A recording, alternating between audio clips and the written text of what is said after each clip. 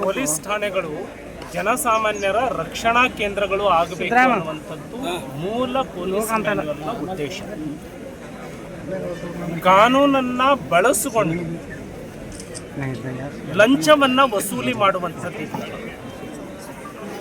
FIR ಆಗಿದೆ ಅಂತ ಹೇಳಿ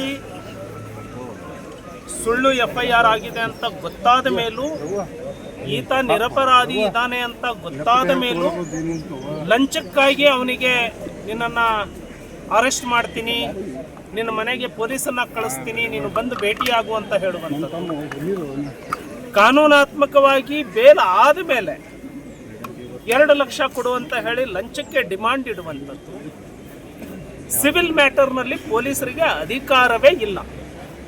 ಆ ಸಿವಿಲ್ ಮ್ಯಾಟರ್ನಲ್ಲಿ ಇವರು ಬೇರೆಯವರಿಗೆ ಪೊಸೆಷನ್ ಕೊಡಿಸೋದಕ್ಕೆ ಹೋಗುವಂಥದ್ದು. ಇದು ಇತ್ತೀಚಿನ ದಿನಗಳಲ್ಲಿ ಮಿತಿ ಮೀರಿ ಹೋಗಿದೆ. ಇದರ ಬಗ್ಗೆ ಇವತ್ತು ಹೋರಾಟವನ್ನು ಮಾಡಿದ್ದೇವೆ. ಸೂಕ್ತ ತನಿಖೆಯನ್ನು ಕೈಗೊಳ್ತವೆ, ನಿಮ್ಮ ಹತ್ರ ಇರುವಂತಹ ಸಾಕ್ಷ್ಯಗಳನ್ನು ಕೊಡಿ ಅಂತ ಹೇಳಿದ್ದಾರೆ. ನಾವು ಎಲ್ಲವನ್ನ ಸಾಕ್ಷ್ಯಾಧಾರವನ್ನು ಕೊಟ್ಟಿದ್ದೇವೆ. ಪೊಲೀಸ್ ಇಲಾಖೆಯಲ್ಲಿ ವ್ಯವಸ್ಥೆ ಹೇಗಿರುತ್ತೆ ಅಂದರೆ, ಕೆಳಗಿನವನು ತಪ್ಪು ಮಾಡಿದರೆ ಮೇಲಿನ ವರಿಷ್ಠಾಧಿಕಾರಿಗಳು ಪ್ರಾಮಾಣಿಕವಾಗಿದ್ದರೆ ಕೆಳಗಿನವನು ಹೆದರ್ತಾನೆ. ಸೊ ಜನಸಾಮಾನ್ಯರು ಈಗ ನಿರ್ಧಾರ ಮಾಡ್ತಾರೆ. ಈತ ಭ್ರಷ್ಟ ಅನ್ನೋದು ಜನರ ಮನಸ್ಸಿಗೆ ಗೊತ್ತಿದೆ, ಜನರು ಅನುಭವಿಸ್ತಿದ್ದಾರೆ. ಇದು ವರಿಷ್ಠ ಅಧಿಕಾರಿಗಳ ಮನಸ್ಸಿಗೆ ಬರಲಿಲ್ಲ ಅಂದರೆ ಒಂದು ಪ್ರಾಮಾಣಿಕ ತನಿಖೆ ಆಗಿರ್ಲಿಕ್ಕಿಲ್ಲ, ಅಥವಾ ನಾವು ಹೇಳೋದು ಸುಳ್ಳಿರಬೇಕು, ಇಲ್ಲ ಇವ್ರ ರಕ್ಷಣೆ ಇಡಬೇಕು. ಇದನ್ನ ಈ ಜನಸಾಮಾನ್ಯರು ತೀರ್ಮಾನ ಮಾಡ್ತಾರೆ. ಪೊಲೀಸ್ ವ್ಯವಸ್ಥೆ ಬಗ್ಗೆ ವರಿಷ್ಠರ ಗಮನಕ್ಕೆ ತಂದಾಗ ಇವರು ಏನು ಕ್ರಮ ತಗೊಳ್ತಾರೆ ಅನ್ನೋದ್ರ ಮೇಲೆ ವರಿಷ್ಠಾಧಿಕಾರಿಗಳು ವಿಶ್ವಾಸ ಉಳಿಸ್ಕೊಳ್ತಾರೆ. ಇಲ್ಲ ಜನಸಾಮಾನ್ಯರಿಗೆ ನಾನು ಸಾರ್ವಜನಿಕ ಜೀವನದಲ್ಲಿರೋದು, ಒಂದು ನಾನು ಸುಳ್ಳು ಹೇಳ್ತಿರ್ಬೇಕು, ಇಲ್ಲ ಅಂದ್ರೆ ವರಿಷ್ಠರು ಜನಸಾಮಾನ್ಯರ ದೃಷ್ಟಿಯಲ್ಲಿ ಅವರು ವಿಶ್ವಾಸ ಕಳ್ಕೊಳ್ಳೋದು. ಎರಡರಲ್ಲಿ ಒಂದಾಗತ್ತೆ. ಹಾಗಾಗಿ ಪ್ರಾಮಾಣಿಕ ಅಧಿಕಾರಿಗಳು ಇರಬೇಕು. ಭ್ರಷ್ಟ ಅಧಿಕಾರಿಗಳು ಇದ್ದರೆ ತಮ್ಮ ಮೂಲಕ ಎಲ್ಲರಿಗೂ ಹೇಳ್ತಾನೆ, ಯಾವನೇ ಒಂದು ಪೈಸೆ ಲಂಚ ಕೇಳಿದರೆ ಗಟ್ಟಿಯಾಗಿ ಎದುರಿಸುವಂತಹ ದಿಟ್ಟತನವನ್ನು ತೋರಿಸಿ. 10 ವರ್ಷದಲ್ಲಿ ನಾನು ಶಾಸಕನಾಗಿದ್ದಾಗ ಬಹಳ ವಿಶ್ವಾಸದಿಂದ ಹೇಳ್ತಿದ್ದೆ ಈ ಮಾತು. ನನ್ನ ತಾಲೂಕಿನಲ್ಲಿ ಯಾವುದೇ ಒಬ್ಬ ಅಧಿಕಾರಿ 10 ಪೈಸೆ ಲಂಚ ಕೇಳಿದರೆ ಒಂದು ಆ 10 ಪೈಸೆಯಲ್ಲಿ ನನಗೆ ಶೇರ್ ಇರಬೇಕು, ಇಲ್ಲ ಅಂದರೆ ಭ್ರಷ್ಟಾಚಾರ ತಡೆಯುವಲ್ಲಿ ನಾನು ವಿಫಲ ಆಗಬೇಕು. ಹಾಗಾಗಿ ಯಾವನೇ ಅಧಿಕಾರಿ ನನ್ನ ಕ್ಷೇತ್ರದಲ್ಲಿ 10 ಪೈಸೆ ಲಂಚ ಕೇಳಿದ್ರೆ ನನ್ನ ಹತ್ರ ಬನ್ನಿ, ನಾನು ಅದರ ಜವಾಬ್ದಾರಿ ತಗೊಳ್ತೀನಿ ಅಂತ ಹೇಳ್ತಿದ್ದೆ. ಈಗ ಭ್ರಷ್ಟಾಚಾರ ಮಿತಿ ಮೀರಿದೆ. ಇದರ ವಿರುದ್ಧ ನಿರಂತರವಾಗಿ ಹೋರಾಟ ಮಾಡ್ತಾರೆ. ಆತ ಭ್ರಷ್ಟಾಚಾರದಲ್ಲಿ ಮುಳುಗಿರೋದು ಸತ್ಯ ಅಂತೇಳಿ ಗೊತ್ತಾದ್ರೆ ಒಂದು ಕ್ಷಣ ಕೂಡ ಅವನು ಸರ್ವೀಸಲ್ಲಿ ಇರಬಾರದು. ತಕ್ಷಣ ಅವನ ಮೇಲೆ ಕಾನೂನು ಕ್ರಮ ತಗೊಳ್ಳುತ್ತೆ. ಮಹೇಂದ್ರ ತಮ್ಮಣ್ಣ ಅವರು ಲಂಚ ತಗೋತಿದ್ದಾರೆ ನೋಡಿ, ಪಾಪ ಈ ಶಾಸಕರಿಗೆ ಕಾನೂನಿನ ಅರಿವು ಬಹಳ ಕಡಿಮೆ.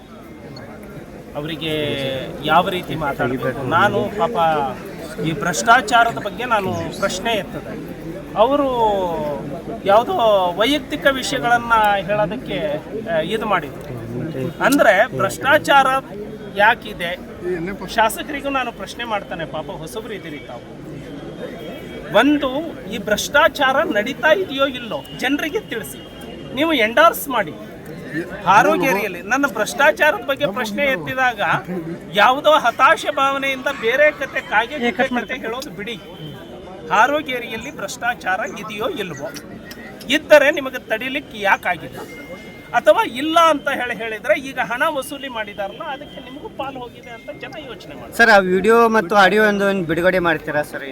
ಯಾವುದು ಈಗ ಭ್ರಷ್ಟಾಚಾರ ಈಗಲೇ ಮೀಡಿಯಾ ಕಳಿಸ್ತೀನಿ.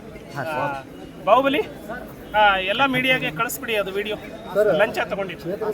ದೇವಸ್ಥಾನ ಓಪನಿಂಗ್ ಆಗೋಕ್ಕಿಂತ ಮುಂಚೆನೇ ಬಾರ್ಗಳು ಓಪನ್ ಆಗ್ತಾರೆ ಅಂತ ಆರೋಪಿಸಿದ್ದಾರೆ. ಒಂದು, ನಾನು ಯಾವತ್ತೂ ಮದ್ಯಪಾನ ವಿರೋಧಿ. ಹಾಗೆ ನೋಡಿದರೆ ಮದ್ಯಪಾನ ಮುಕ್ತ ಕರ್ನಾಟಕ ಆಗಬೇಕು ಅಂತ ಹೇಳಿ ಒತ್ತಾಯ ಮಾಡೋದ್ರಲ್ಲಿ ನನ್ನ ಧ್ವನಿನೂ ಇದೆ. ಹಾಗಾಗಿ ಅಂಥದ್ದಕ್ಕೆ ನಾನು ಬೆಂಬಲ ಕೊಡೋದು. Okay sir. ಯಾರು ಕೂಡ ಕಾನೂನನ್ನ ಕೈಗೆತ್ತಿಕೊಳ್ಬಾರದು ಅಂತ ಹೇಳಿ ನಾನು ಕೂಡ ವಿನಂತಿಯನ್ನ ಮಾಡ್ತಾರೆ. ಯಾವಾಗ ಜನ ತಾಳ್ಮೆಯನ್ನ ಕಳ್ಕೊಳ್ತಾರೆ, ಎಷ್ಟು ಸಾರಿ ಕಂಪ್ಲೇಂಟ್ ಮಾಡಿದ್ರು ಕೂಡ ಈ ವ್ಯವಸ್ಥೆಯಿಂದ ನ್ಯಾಯ ಸಿಗೋದಿಲ್ಲ ಅಂದಾಗ ಸಹಜವಾಗಿ ತಾಳ್ಮೆಯನ್ನ ಕಳ್ಕೊಳ್ತಾರೆ. ಹಾಗಾಗಿ ಭಾವನೆಗಳಿಗೆ ಧಕ್ಕೆ ಆಗ್ತಾ ಇದೆ ಅಂದಾಗ ಕಾನೂನು ಸುವ್ಯವಸ್ಥೆ ಕಟ್ಟುನಿಟ್ಟಿನ ಕ್ರಮವನ್ನ ಕಾನೂನು ವ್ಯಾಪ್ತಿಯಲ್ಲಿ ಕೈಗೊಂಡಿದ್ರೆ ಇದು ಯಾಕೆ? ಹಾಗಾಗಿ ನೀವು ಕಾನೂನು ಕ್ರಮ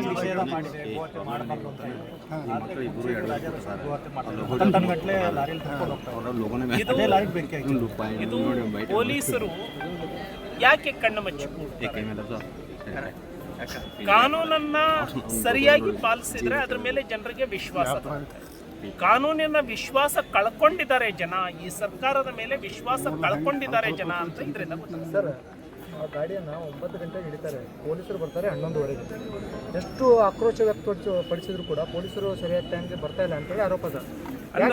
ಅಂದ್ರೆ ಇಲ್ಲಿ ಯಾರು ದೇಶ ವಿರೋಧಿ ಚಟುವಟಿಕೆಗಳನ್ನ ಮಾಡ್ತಾರೆ, ಕಾನೂನು ವಿರೋಧಿ ಚಟುವಟಿಕೆಗಳನ್ನ ಮಾಡ್ತಾರೆ, ಅವರಿಗೆ ರಕ್ಷಣೆ ಇದೆ ವ್ಯವಸ್ಥೆ ಈ ಕರ್ನಾಟಕ.